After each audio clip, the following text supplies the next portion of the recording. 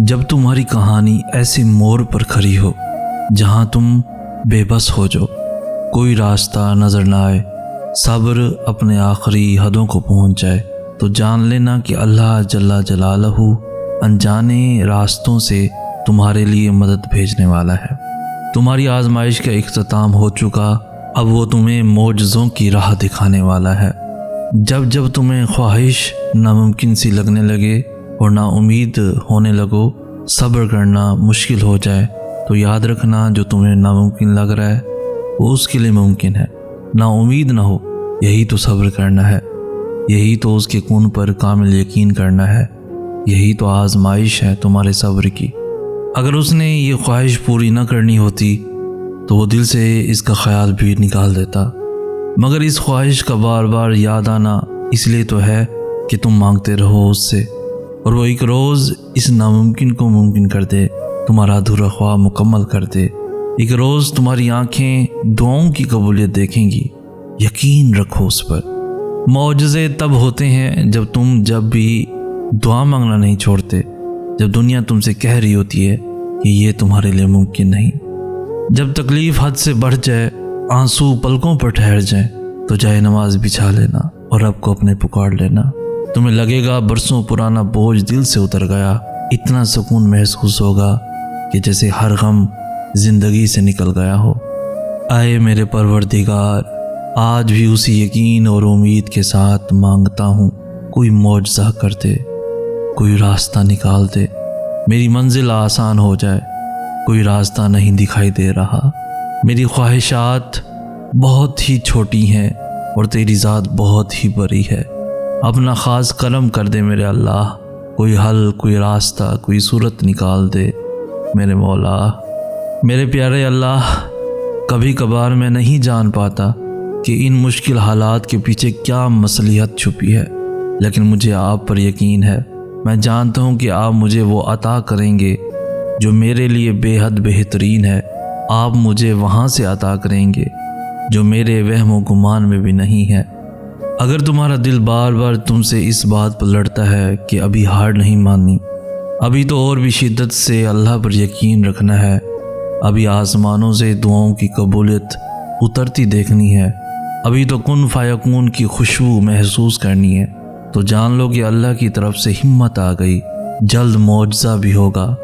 अगर तुम्हें लगता है कि अल्लाह ने तुम्हें अकेला छोड़ दिया है, वो तुम्हारी बात नहीं सुनता, तुम्हें जवाब नहीं देता, इसका मतलब ये नहीं कि तुम्हारा अल्लाह पर यकीन कमज़ोर है। इसका ये हरगिज़ मतलब नहीं कि अल्लाह तुमसे नाराज़ है। उसे सब याद है तुम्हारा रातों को उठ उठ कर दुआएं करना, अपनी दुआओं की कबूलियत के लिए मौजज़े का इंतज़ार करना। तुम्हारी तरफ तुम्हारी जुस्तजू वो कुछ नहीं भूला, वो अनकरीब तुम्हारे लिए मौजज़ा ख़ास करके तुम्हें तुम्हारी मनपसंद चीज़ से मिलवा देगा। फिर तुम्हारे दिल में अल्लाह के लिए मोहब्बत और बढ़ जाएगी। मेरे प्यारे अल्लाह ऐसे ही हैं, जब देने पर आता है खूब नवाजता है। फिर अल्लाह एक दिन ऐसा मौजज़ा तुम्हारे लिए भी करेगा, और फिर एक दिन तुम्हारी बेयकीनी की कहानी यकीन में बदल जाएगी। तुम सब्र की इंतहा पर होना तो सुनो, उसकी मदद बस पहुंचने वाली है। तुम्हारे ये बहाए हुए आंसू उसने कबूल कर लिए हैं, तुम्हारा सजदों में उसको पुकारना उसे पसंद आ गया है, वो बस अब राज़ी हो गया है तुमसे। तुम्हारा नसीब अब बहुत जल्द बदलने को है। तुम्हारी बेरंग ज़िंदगी में अब वो रंग भरने वाला है। अब तुम्हारा घर भी खुशी के फूलों से महक जाएगा। यकीन करो, तुम अपनी दुआओं की कबूलियत जल्द देखोगे।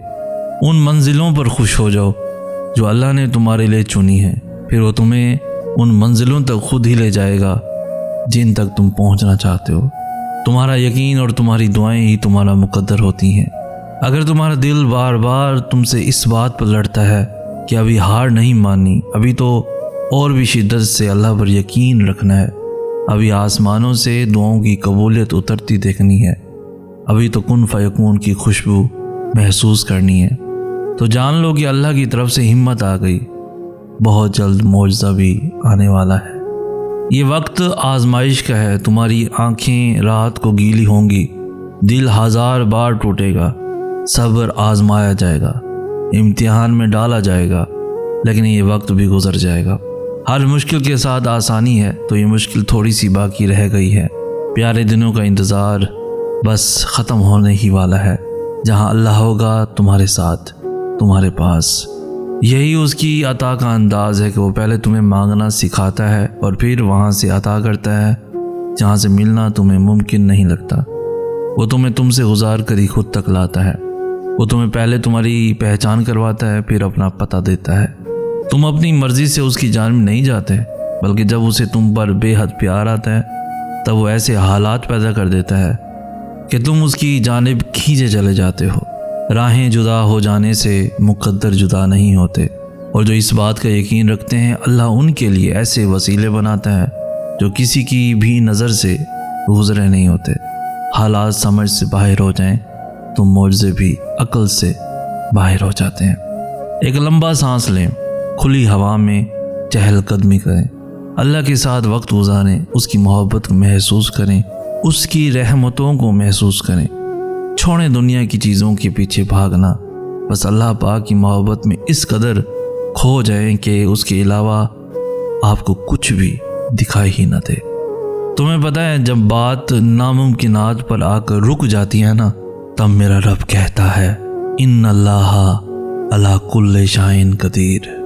इंतज़ार की भी 3 सूरतें होती हैं। या तो अल्लाह इसलिए इंतज़ार करवा रहा है कि ये वक्त सही नहीं है तुम्हें वो देने का जो तुम कब से मांग रहे हो, या तो वो चीज़ तुम्हारे लिए बेहतर नहीं जिसका तुम कब से इंतज़ार कर रहे हो, या तो अल्लाह को तुम्हारा मांगना पसंद आ गया है, इसलिए वो चाह रहा है मेरा बंदा मुझसे फरियाद करता रहे। ये हो ही नहीं सकता जो दुआ अल्लाह ने दिल में डाली है वो नसीब में ना हो। अल्लाह हमें आजमाता है कि मेरा बंदा मुझ पे कितना भरोसा रखता है। तो बस अपना दिल उस रब की तरफ मुतवज्जा रखें और उसकी रहमतों के मुंतज़िर रहें। तुम्हारे समझने ना समझने, मानने ना मानने से कुछ भी नहीं होता। जब अल्लाह ने कह दिया कि दुआएं पहाड़ों को भी अपनी जगह से हिला सकती हैं, तो फिर दुआएं नसीब का लिखा भी बदल सकती हैं। कबूलियत का शक तो बनता ही नहीं है ना।